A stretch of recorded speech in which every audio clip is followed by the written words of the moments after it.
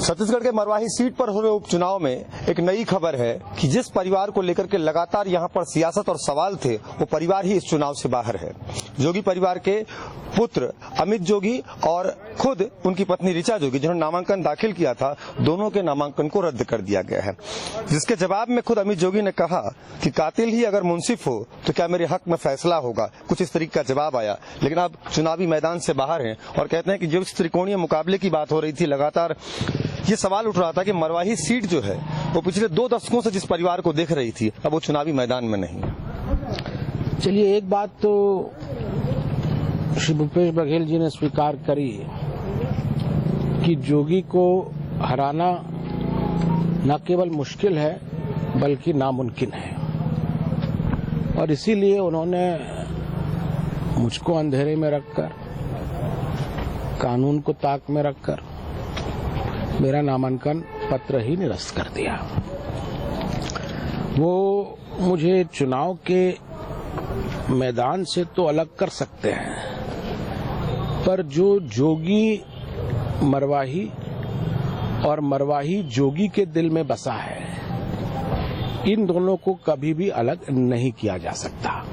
अब सरकार की ये भी तैयारी है, आदेश आया है उच्च स्तरीय छानबीन समिति का, किस मामले में न केवल आपका जाति प्रमाण पत्र निरस्त किया गया, बल्कि कहा गया है कि जो सेल है वो ऊपर से नेतृत्व में आपके खिलाफ कानूनी कार्रवाई के लिए भी आगे जाएगा। तब आप क्या करेंगे आगे?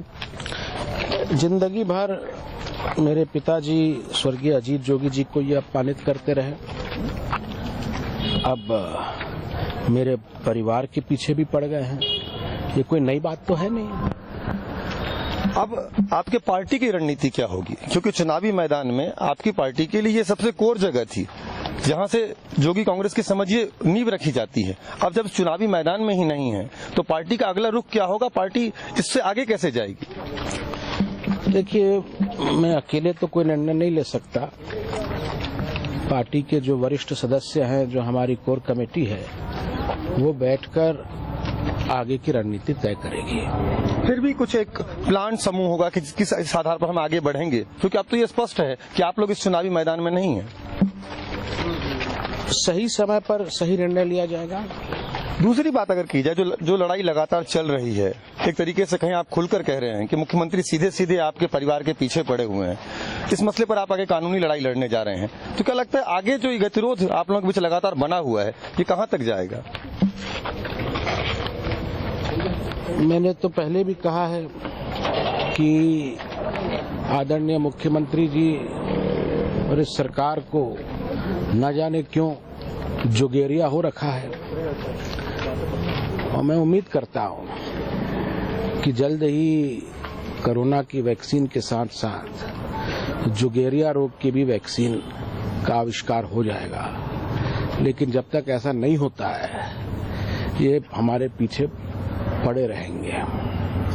कुल मिलाकर माने तो जोगी परिवार जो है अब इसके खिलाफ कानूनी लड़ाई लड़ेगा, लेकिन यह तो स्पष्ट है कि मरवाही के चुनाव में इस बार जोगी परिवार नहीं होगा। ऐसे में देखना दिलचस्प होगा कि बीजेपी और कांग्रेस के बीच क्या टक्कर होती है। लोगों का रुझान किस ओर जाता है, क्योंकि स्वर्गीय अजीत जोगी का निधन भी इसी कोरोना काल में हुआ था और उम्मीद जताई जा रही थी कि सहानुभूति का पूरा फायदा जोगी कांग्रेस को मिलेगा। लेकिन उन सबके बीच जोगी कांग्रेस इस चुनाव से बाहर है और उसके बाद ये चुनाव अब किस करवट बैठेगा, यह देखना दिलचस्प होगा।